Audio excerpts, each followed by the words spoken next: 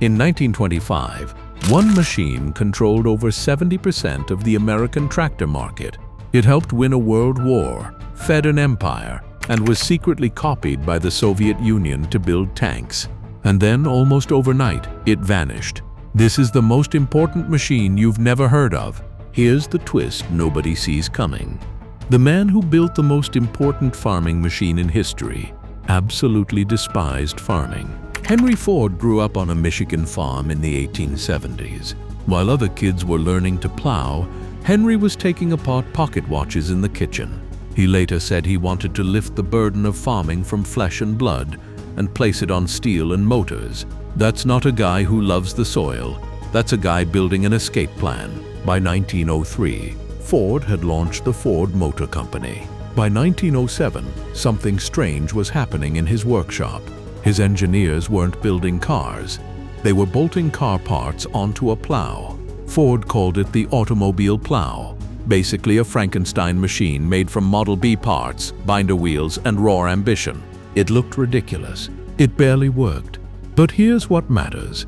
Henry Ford had just looked at the most ancient profession on Earth and said, and nobody was ready for what came next. Now, you'd think Ford would just call his tractor a Ford tractor, right? He couldn't, because someone had already stolen his name. In 1915, a group of con artists in Minneapolis registered the Ford Tractor Company. They literally paid a random company clerk whose last name happened to be Ford, no relation to Henry, just to use the name. Their plan was to ride on Henry Ford's fame and sell inferior machines to unsuspecting farmers.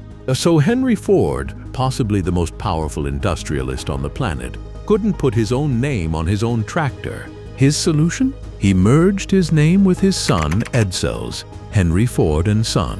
The cable address the company used? Fordson. And just like that, a brand was born. Not from marketing genius, but from getting scammed. Keep that name in your head, Fordson. Because in about 2 years, this tractor is going to change the entire world. It's 1917. World War I is tearing Europe apart. German U-boats are sinking British supply ships left and right. Britain is running out of food. Not metaphorically, people are going hungry. The government is desperate, so Britain's Ministry of Munitions sends an urgent request. Not for guns, not for tanks, for tractors.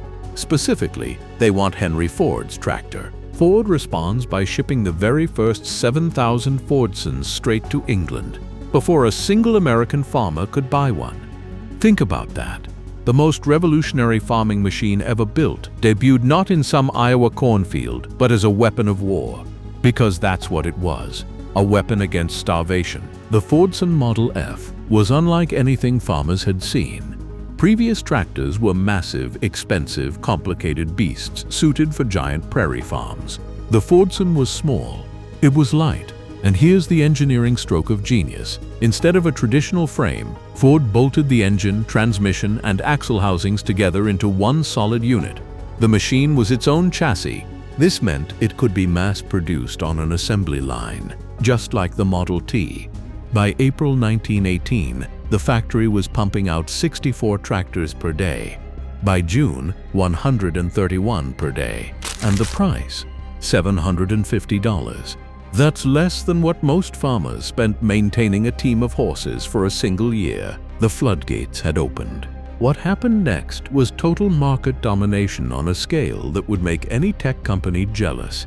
By 1920, production hit 70,000 units per year.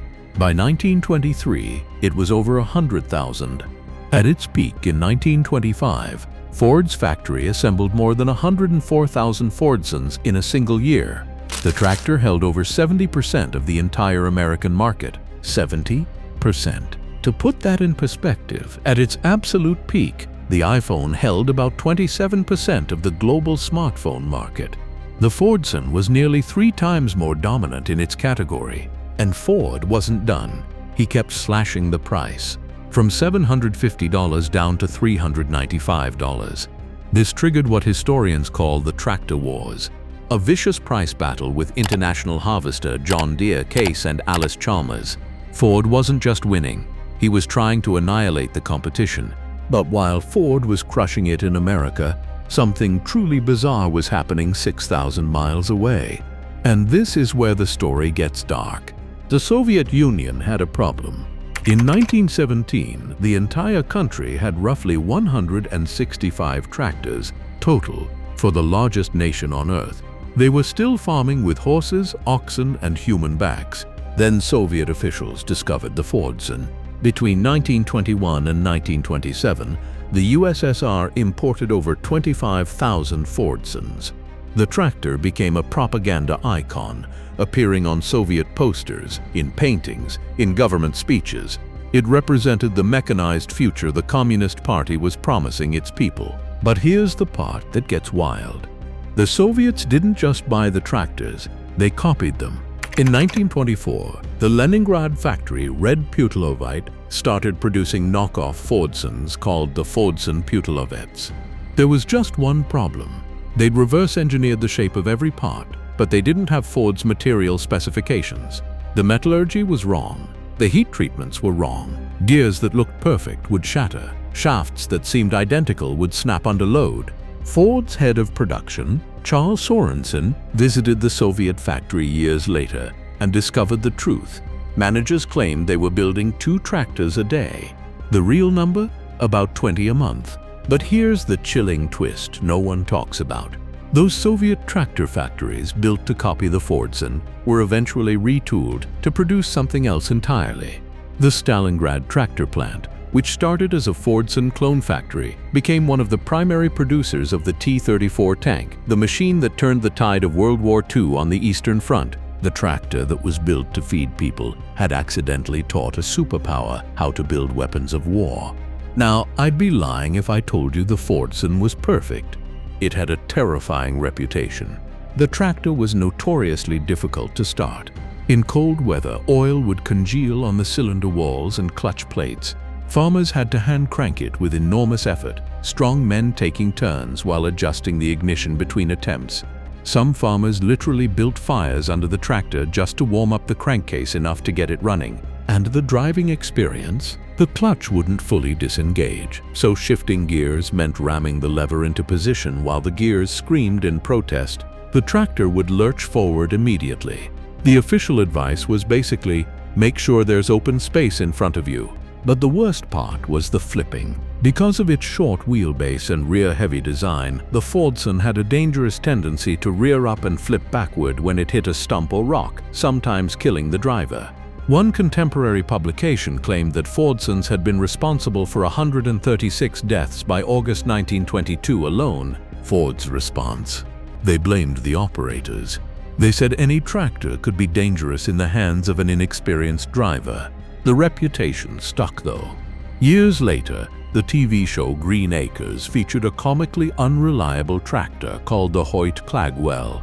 It was actually a Fordson Model F, famous for randomly exploding and losing its wheels. A machine that was simultaneously saving the world and terrifying the people who used it.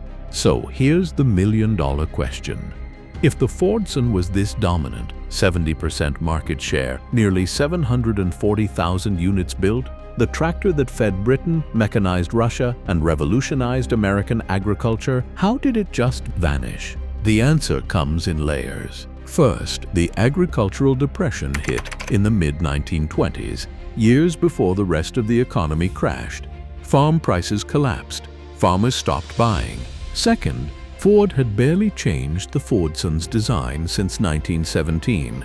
While competitors were innovating, the Fordson was essentially frozen in time. The same engine, the same problems, the same reputation for flipping over. In early 1928, Ford made a stunning decision. He shut down American Fordson production entirely. After 11 years of dominance, the assembly line went silent. Production limped along at a factory in Cork, Ireland, and later moved to Dagenham, England.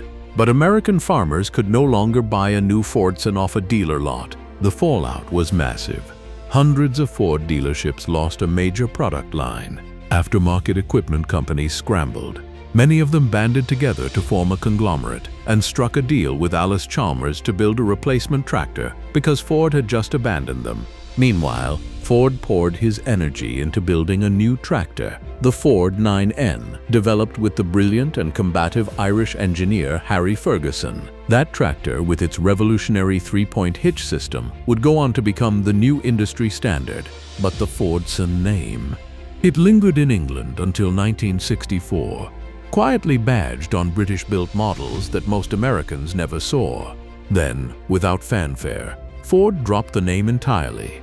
Every tractor was simply called a Ford, the Fordson. The machine that had once defined an entire era of agriculture was erased from the brand. Here's what blows my mind about this story.